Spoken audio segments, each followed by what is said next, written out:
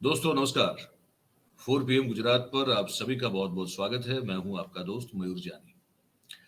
दोस्तों ये जो कार्यक्रम, ये वीडियो जो आप देखने वाले हैं, उसमें मूलतः जो गुजरात की खबरें हैं, ऐसी खबरें जो आप तक पहुंचाना जरूरी है, आपको जानना जरूरी है, ऐसा हमें लगता है। तो ऐसी कुछ खबरें जो है वो मैं आप तक पहुंचाऊंगा इस कार्यक्रम के जरिए, जिसका नाम हमने रखा हुआ है खबर गुजरात। तो वो मैं आपको बताऊंगा, कुछ खबरें हैं जो काफी इंटरेस्टिंग है, तो मैंने कहा आपसे शेयर कर दी जाए। और मैं शुरू करूं उससे पहले आप सबसे एक छोटी सी रिक्वेस्ट ये है कि अगर आप अभी से इस वीडियो की लिंक को अगर हो सके उतना शेयर कर दें, तो ये जानकारी ज्यादा से ज्यादा लोगों तक हम पहुंचा पाएंगे आप सबके सहयोग और आप सबकी मदद से। तो शुरू करते हैं।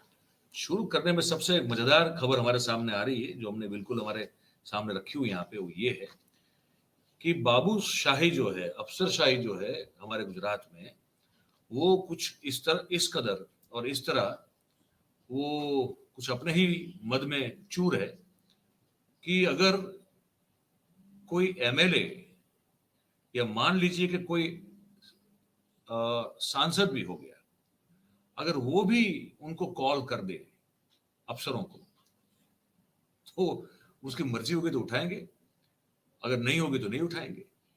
और अगर मिस कॉल हो भी गया, तब ये जरूरी नहीं है कि वो बाबू जो है, वो अफसर है, वो वापस कॉल करके पूछ भी लें कि एमएलए साहब या एमपी साहब, आपने फोन किया था, तो बताइए क्या काम था।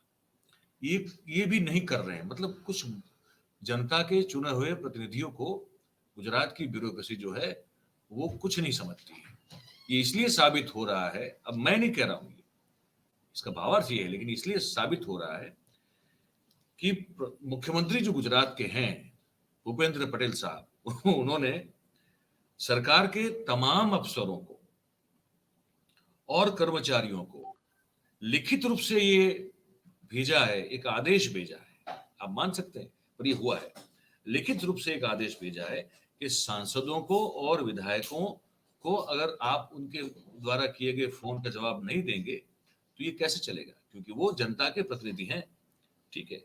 और उनका सभी का मोबाइल नंबर जो है वो आप अपने मोबाइल में सेव कर लीजिए, ताकि वो जब आपको फोन करे तब आपको पता चले कि आप पर किसी सांसद का फोन आ रहा है या किसी विधायक का फोन आ रहा है। अब बताइए ये कैसी कर्म स्थिति है। 156 सीट जीतने वाली भारतीय जनता पार्टी के 27 साल पूरे हो चुके शासन के बाद भी स्थिति ये है कि मुख्यमंत्री को आदेश जारी करना पड़ता है अपने अफसरों को, सचिवों को, आईएएस अफसरों को, आईपीएस अफसरों को, कि भैया अगर सांसद और एमएलए फोन करते हैं तो उसको उठाया करें और उनका नंबर सेव कर ले, क्योंकि वो जनता के चुने हुए प्रतिनिधि हैं। आगे ये जो है उसमें ये बताया जा रहा है कि अगर आप किसी संजोग से, अगर आप संजोगवश कहीं व्यस्त हैं, बिजी हैं, उठा नहीं पा रहे हैं, तो जैसे आप फ्री हो जाएं तो तुरंत आप कॉल बैक करें। ठीक है। और कहा यह जाता है कि पिछले सोमवार की रात को मुख्यमंत्री निवास स्थान पर गुजरात के सांसदों ने 1-to-1 बैठक की और उन्होंने कुछ जो अधिकारी जो है सीएम के समक्ष, अधिकारियों के द्वारा प्रजा के जो समस्या है, प्रश्न है, और उसके साथ साथ जो एडमिनिस्ट्रेटिव कुछ बातें हैं, उसको लेकर कुछ मौखिक, अपनी बात मौखिक रूप से रखी और कहा कि हम जब मौखिक रूप से उनको भी जब रजुआत, अपनी बात प्रस्तुत करते हैं या तो उनको फोन करने की कोशिश करते हैं बताने के लिए, वो रिसीव नहीं करते। ये सांसदों ने मिलकर मुख्यमंत्री आवास पर मुख्यमंत्री को कहा पिछले सोमवार को। ठीक है। उसके बाद मुख्यमंत्री ने मंगलवार सुबह ही जो है वो अपने जो जीएडी हमारा डिपार्टमेंट है, गुजरात एडमिनिस्ट्रेटिव डिपार्टमेंट जो है, जो हमारा सरकार का, तो उन्होंने जो है इस मुद्दे पर अधिकारियों को और कर्मचारियों को लिखित में आदेश करने की सूचना दे दी कि इनको लिख के भेज दो, आदेश भेजो। तो जो नायब सचिव है राजेंद्र सिंह राठौड़, उनके दस्तखत से ये प्रसिद्ध एक परिपत्र है, उसमें कहा गया है कि पंचायत पालिका के प्रमुख, मेयर, विधायक या सांसद जब भी फोन करे आपको आपको तो वो आपको उठाना है। और जब वो फोन लैंडलाइन के द्वारा अगर आपको किया जा रहा है और संपर्क की अवस्था में अफसर जो है वो नहीं है, कहीं बिजी है, व्यस्त है, काम कर रहा है अपना, तो उसकी गैर मौजूदगी में जो कर्मचारी उस फोन को उठाएगा, अगर लैंडलाइन से है तो फिर उसको वो नोट तैयार करके, एक सूचना तैयार करके वो अफसर के बिल्कुल समक्ष प्रस्तुत करनी होगी, ताकि पता चले कि इनका फोन था, ये जनप्रतिनिधि है और इनको जनता की कुछ समस्याओं को लेकर आपसे बात करनी थी। ये है ना बढ़िया सा गुजरात का मॉडल। तो ये है। अब एक और चीज हो रही है, अब एक और चीज बड़ी इंटरेस्टिंग ये हो रही है कि स्थानिक स्वराज की इकाइयां जो होती हैं गुजरात में, एक और खबर है, तो उस इकाइयों में 27% ओबीसी रिजर्वेशन की मांग के साथ स्वाभिमान धरना की शुरुआत हो चुकी है गांधीनगर में।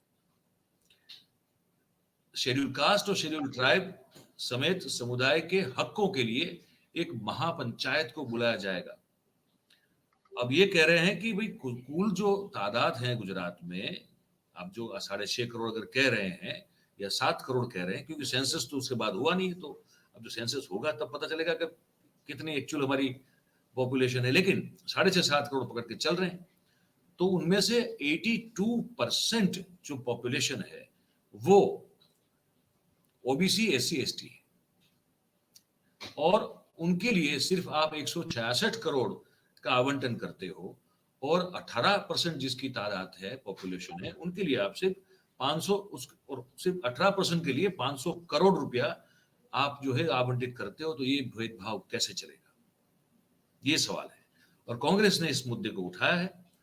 तो मैं आपको थोड़ा तफसील से बता दूं कि मंगलवार को गांधीनगर, जो हमारा कैपिटल है गुजरात का, वहां पे एक सत्याग्रह छावनी करके एक मैदान है, ग्राउंड है, वहां पे स्वाभिमान धरने का आयोजन किया गया था। और उसके तहत ये ओबीसी जन अधिकार समिति के झंडे के नीचे कांग्रेस समेत समाज के सभी जो अग्रणी जो नेता हैं उस कार्यक्रम में शामिल हुए थे, और जिसमें आगामी दिनों में एससी एसटी और ओबीसी और उसके उपरांत लघुमती मतलब माइनॉरिटी समाज अपने हक अधिकार और सरकार की पक्षपातपूर्ण नीतियों के खिलाफ महापंचायत बुलाएगी, ये तय किया गया है।